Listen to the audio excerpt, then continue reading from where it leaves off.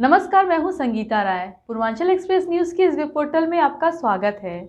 आइए देखते हैं हमारे संवाददाता राम सकल यादव की यह विशेष रिपोर्ट।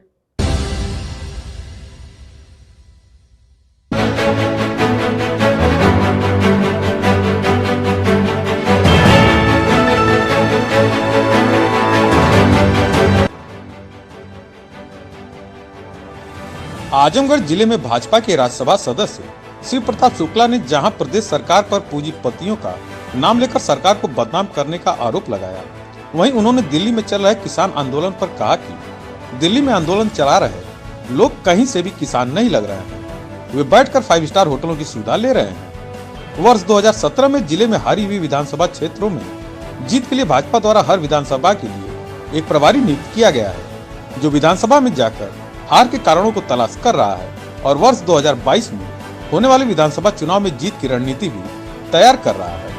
इसी सिलसिले में आजमगढ़ के सगड़ी विधानसभा के प्रभारी नियुक्त हुए राज्यसभा सदस्य शिव प्रताप शुक्ला आज आजमगढ़ जनपद में पहुंचे, जहां उन्होंने नगर के मड़ैया में भाजपा नेता के आवास पर प्रेस वार्ता के दौरान कहा कि किसानों के हित में प्रधानमंत्री नरेंद्र मोदी ने हिम्मत दिखाई है। मोदी सरकार द्वारा लाए गए कृषि कानून से किसानों को लाभ होगा। यहाँ आया हूँ, भारतीय जनता पार्टी ने यह तय किया है कि जो पूरे प्रदेश में जो विधानसभा हम चुनाव हारे हैं, उस विधानसभा को इस बार विधानसभा के चुनाव में जीतने के लक्ष्य बना करके कार्य किया जाए। इसी नाते कल मैं 2 बैठकें सगड़ी विधानसभा की किया, आज पुनः 2 बैठक मुझे मंडलों की करनी है और इस नाते आजमगढ़ में पहले से भी भारतीय जनता पार्टी के जो जीत की स्थिति होती बहुत नहीं बन पाती है, तो विशेष तौर पर उसी के लिए मैं आया हूं और हम लोगों का प्रयास होगा कि निश्चित रूप से हर परिस्थिति में जो कमियां हैं उन कमियों को दूर कर करके और उन सीटों को जीता जाए, ये विशेष करके उद्देश्य रहा है।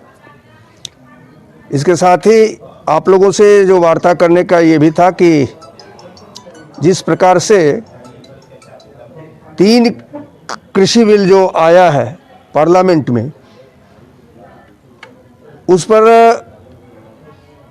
पंजाब, हरियाणा और पश्चिमी उत्तर प्रदेश के कुछ लोग जो विवाद कर रहे हैं और जिनका ये है कि नहीं, बिना तीनों बिल रद्द किए हुए हम वार्ता नहीं करेंगे, उसके संदर्भ में भी कि जो हमने बिल दिया है वो किसानों के हित के लिए दिया है।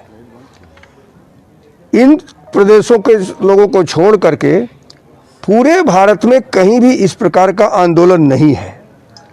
और यहाँ इस नाते है कि जो आढ़ती हैं, बड़ी बड़ी मंडियाँ हैं, उन मंडियों के आधार पर वो किसानों को हमेशा छल करते रहे, ठगते रहे हैं और जिसके परिणाम स्वरूप वो उनके चंगुल में फंसे रहते थे।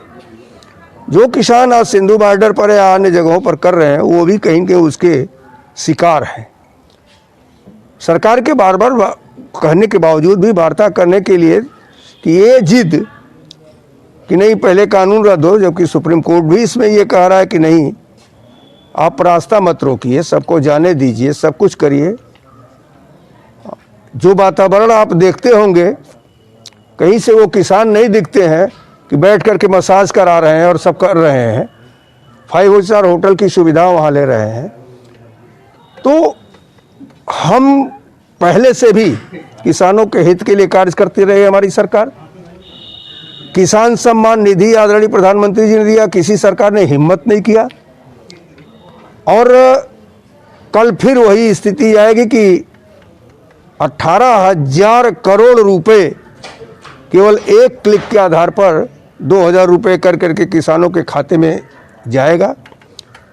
उसके पहले किसानों को यूरिया और सब दृष्टि से भी लाभ पहुंचाने के लिए नीम कोटेड हम लोगों ने किया।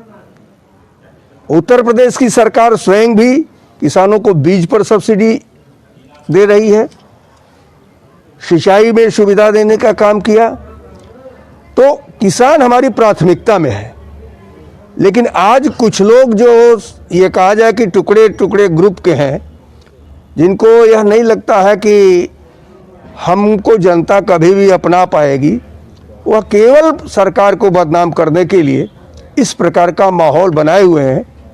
विशेष रूप से इस पर भी आप लोगों का ध्यान आकर्षित मुझे करना था, ताकि आपके माध्यम से स्थानीय आधारों पर जो है लोगों को इसकी जानकारी हो सके।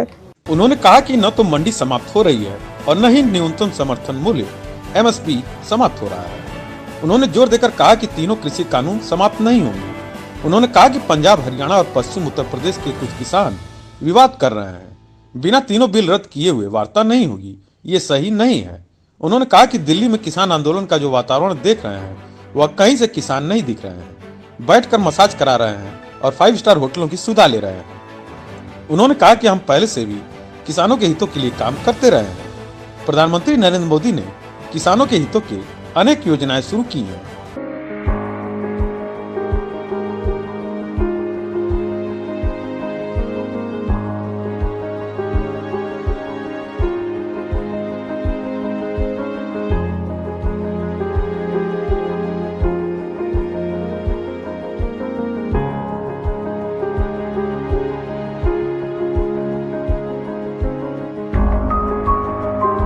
अगर आपको हमारी खबर पसंद आई हो तो हमारे चैनल को लाइक, सब्सक्राइब और शेयर जरूर करिए।